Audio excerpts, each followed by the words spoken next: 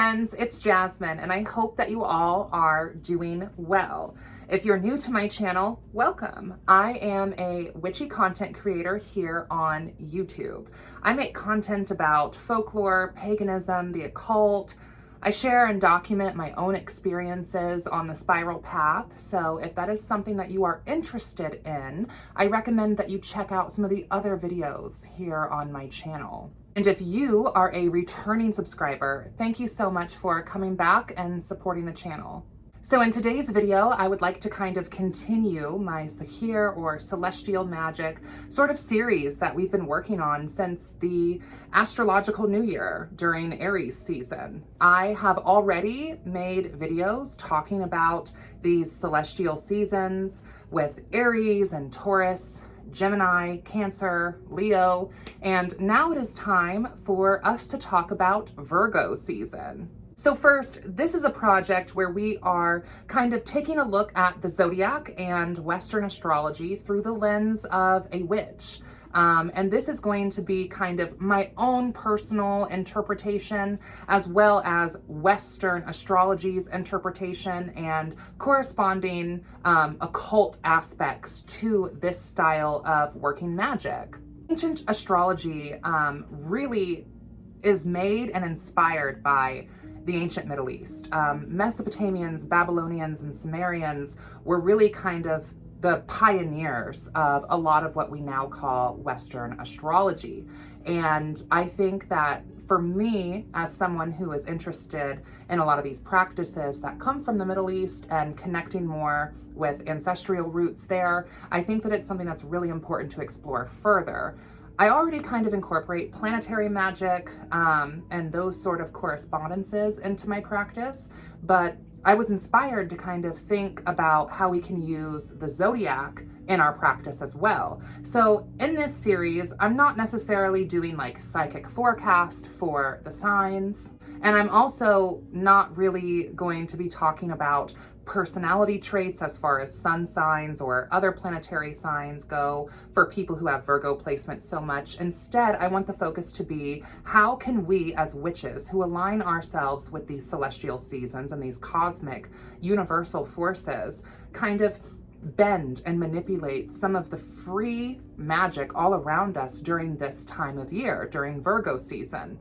What does that magic look like? What does that current look like? How can we tap into it, and how can it best serve us in our own lives? So first, we're coming right off the tail end of Leo season. Leo being a very fixed, fiery sign. If you're interested in hearing more about Leo, I do have a video of that here on the channel. In this video, we're going to be really taking a deep dive into Virgo. To start with, the constellation of Virgo looks like a virgin or a maiden or a mother. She's often associated with the goddess Demeter. She's associated with grain. She's associated with agriculture and the earth. Virgo, if you haven't already guessed, is a earth sign. So first, earth signs are going to be signs that are associated with health and wealth, as well as the material world. In the tarot, Virgo would be associated with the suit of pentacles or coins, kind of depending on your own language there. Also in the royal arcana, when we're looking at pages, knights, queens, and kings, Virgo is also going to be associated with the Queen of Pentacles or the King of Pentacles, the Knight of Pentacles, and the Page of Pentacles. So following that sort of theme, we do have some tarot cards that are heavily associated with Virgo. Aside from the Royal Arcana, really taking a look more so at the Major Arcana, which represent major life events. So first we have Leo's card, which kind of leads us into Virgo season. On Leo's card, we have the associated card of strength. We also have the sun. Now, the strength card, you will see a lion featuring Leo being tamed or soothed by a beautiful virgin. Being Virgo. Another place that we see Virgo pop up is through the Hermit card. So if you are a tarot reader or if you're interested in tarot, you can kind of think of this as a reference point for time of year, depending on the spread that you are using. You can also think of it in terms of its classical RWS meaning. So the Hermit represents finding insight from within. So it's very similar to the High Priestess card. The High Priestess in RWS representing trusting your own intuition and lineages and keeping the mysteries, that sort of current. The Hermit card represents kind of more of a shadow work aspect, more of a looking within. So instead of necessarily using your own intuition like the High Priestess guides us to do, the Hermit is more about really going within.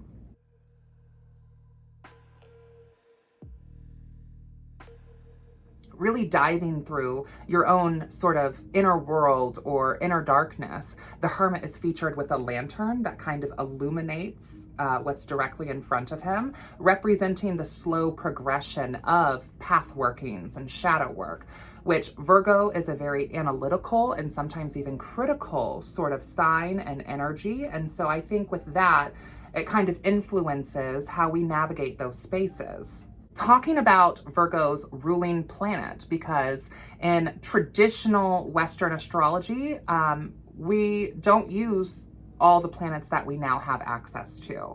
So in modern astrology, Virgo is going to be most heavily associated with the planet of Mercury, which, if you remember from my Gemini video, Gemini is associated with Mercury as well, which in modern Western astrology would kind of make these two star signs related in that sort of sense that the planet of Mercury rules both of them, and our planets are named after deities. So you can also see this as Thoth, or you could see this as Mercury or Hermes, the god of knowledge, messengers, thieves, academics, the list goes on. But you can see how that sort of influence is really coming into play when we have Virgo, which is also a mutable sign. So it's not so much cardinal and it's not so much fixed, it's mutable.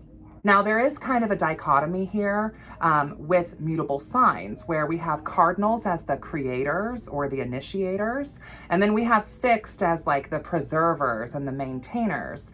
And then we have our mutable signs, such as Virgo, which is more about kind of death, destruction, and flexibility.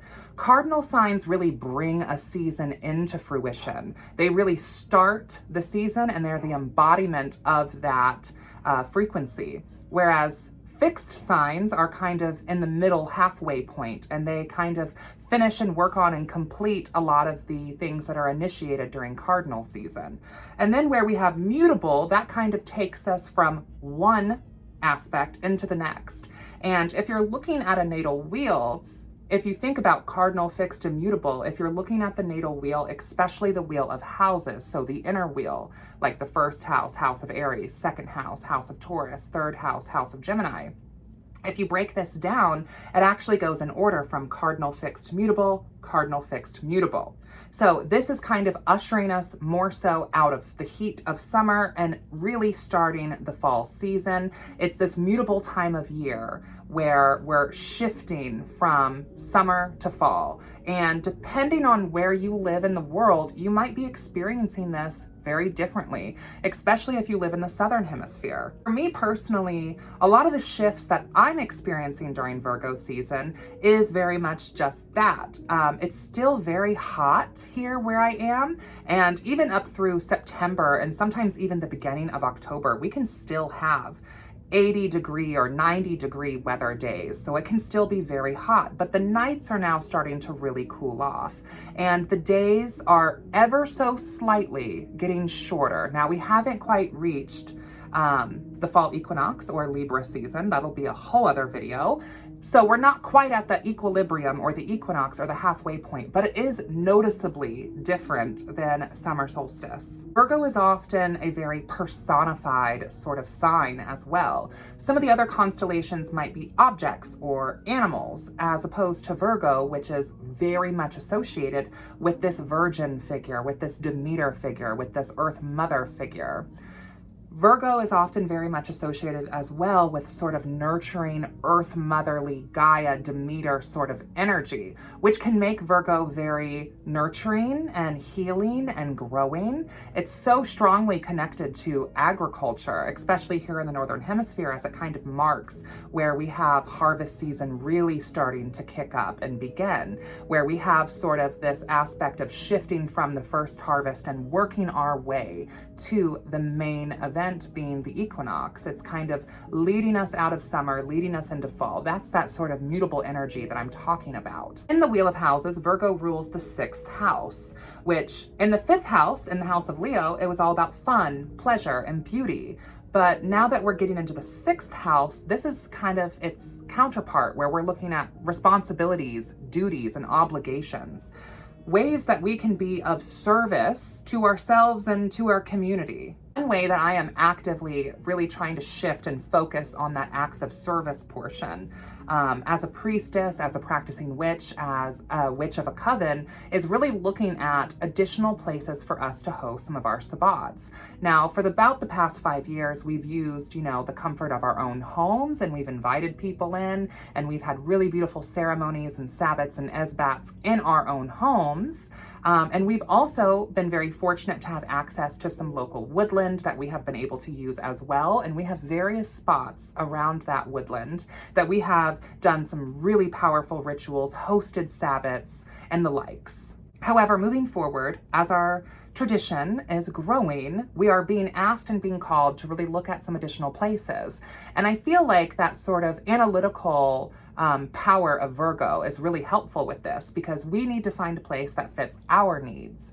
And for any of you who might also appreciate doing ritual and honoring the cycles and seasons of the earth, or celestial moments like equinoxes and solstices, I personally find it to be so powerful when these rites and rituals can be done out in nature. Now, don't get me wrong. I'm not sleeping on how powerful doing a ritual in your own home, or if you're fortunate enough to have a whole room dedicated to the craft, that is very powerful too. I mean, the magic is also right here. So we don't need to be necessarily, I feel, within nature in order to tap into it, because we are nature. In the flesh, incarnate, we are nature. So if you don't have access to a rural area or woodlands or a meadow or an open body of water, if you're a witch living in a city, very much like I am, you can still bring the magic into your home and create sacred space. But there is a big difference between the two. And I very much appreciate when we are able to do stuff out in nature. And so using sort of the precise judgment and identification and clerical sort of mind that Virgo is associated with, because while it can be a very feminine, traditionally feminine, nurturing, motherly sort of aspect, it does also have a very critical side to it as well, which I feel like the critical energy of Virgo often kind of is pushed aside, because it can show up as like being overly critical or OCD or micromanaging. But some of that, if you stand between the pillars of severity and the pillars of mercy, if we're kind of at that middle pathway, we do need some of that pillar of severity to kind of help guide us and build structure. And that's really what Virgo is about, is building a routine, building a structure. And also, if we are thinking about this in terms of a year and a day of manifestation, Aries is really the beginning of the astrological year, where we're really starting these ideas.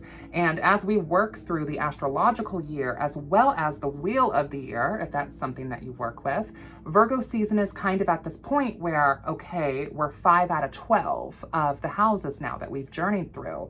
And if we're seeing things in our harvest, metaphorically, that we're looking to manifest in our life, now is a really good time to kind of pluck and prod and preen, to harvest the first fruits and to bring in some of these delights that have manifested, but also to really assess where we are at and what needs to be done as we continue forward in order to have the harvest that we are desiring at the end of this manifestation journey.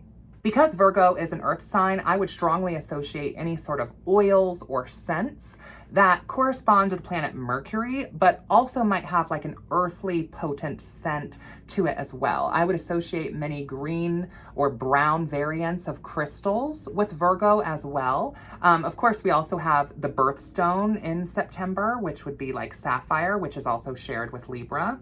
There's a lot of different correspondences here that if you really start digging into planetary and cosmic craft, you'll start to see how this really permeates almost the globe, throughout various different cultures, and how they interpret the Great Mother, or how they interpret the Earth Mother, the Corn Mother, the Mother of Grain, how they interpret Demeter. She's gone by many names. I also think that as a priestess, this can be a powerful time to really work with and get to know the archetype of the Great Mother, or the archetype of Nuit, or interpret her as Babylon, or Isis, or Hecate, or the Dark Mother archetype, period, can also be found within this agricultural goddess sort of worship. We have the kind of concept of the green man, but we also have the concept of like the green woman, who, unlike the green man, the green woman is more so found during this time of year. She can very much be a fairy queen. She can be associated with the great wilds, and she can also be the chthonic queen of the mound as well. She does have that duality, kind of like Persephone.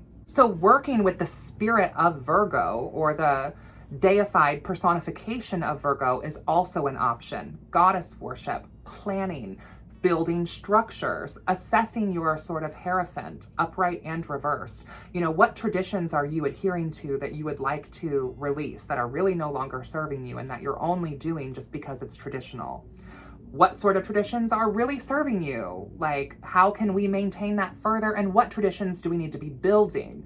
Taking a look at our manifestations and seeing where we've come from versus where we still need to go, and really kind of culling the herd and assessing what work still needs to be done in order to reach that sort of manifestation that we are really desiring at the end of this astrological time of year. When I think of magic that would be very potent for Virgo season, I'm very much thinking of planners and journals, doing work in your book of shadows or your grimoire, if that's something that you choose to keep. I think that really documenting your path and your practice and kind of bringing some of this mercurial academic energy into your practice is really beneficial. It'll help maintain your first pillar, your to know, and having some sort of book or grimoire or even a witchy planner or an art sketchbook is a great way for you to document your path and your practice. I've been keeping a book of shadows since 2016. That's how old my current book of shadows is. And don't get me wrong, when you document your path and your practice, as you age and develop in your spiritual sort of journey, you will see things that you're like, wow, I totally don't think that anymore, or I don't resonate with that anymore. And I have that even here just being a content creator on YouTube. I've also been on YouTube since roughly, I think, 2015, 2016. And there are videos that are that old that I go back and I watch, and I have to keep in mind, and I believe I was watching a video from the pagan perspective because they just wrapped up 13 years anniversary of this, which I was like kind of a sub at one point in time. I want to say back in maybe 2017. And I was going through a lot of personal stuff at the time. Like my mother had just passed and I had a lot of mental health stuff. So I did have to drop out of it, out of the pagan perspective. But I do think that what the pagan perspective was, a collection of pagan perspectives where there would be topics every week and people would comment on them and there would be uploads almost every day, if not every day, is such a beautiful concept. And I wish that I was at a place in my life where I was able to contribute to that more, but at the time I just wasn't. But I can go back during that era and look at videos that I made, and I have to keep in mind, kind of like I believe the cute witch from the pagan perspective, Kara, I think is her name, how they talked about how each video is kind of like a time capsule. And I really resonate with that because there are definitely videos I go back and watch and I'm like, wow, I totally, don't resonate with that anymore, or that's not even a part of my practice anymore. And I think that it's important to remember that even this video is a time capsule of right now, where I'm recording this in the present, but you are watching this in the future. And so this is the past me. And that's kind of a weird wibbly wobbly time travel sort of thing to think about. Anyway, I'm sorry that if I'm rambling here, but Virgo season, yes, it's a mutable season. It's a shifting, transformational, powerful, earthly time. The planetary aspect is, like I said, Mercury. So think about your first pillar, think of your academics, think of Thoth, think of Hermes, think of Mercury himself. Think of the god of thieves. Think of the god of literature and academics. You know, what sort of things would you like to learn in your path and practice? How would you like to bring more structure into your magical practice? What does your daily practice look like? Maybe that's a way that you can kind of use Virgo season to build a strong new foundation for a daily practice, if that is something that you even feel like you need. So as per this series, I will also be making a Virgo magic video. So stay tuned for that. Welcome to Virgo season. And I think this is going to be a wrap for this video. Let me know what you guys are thinking of this series. If you enjoy it, if you'd like me to continue it.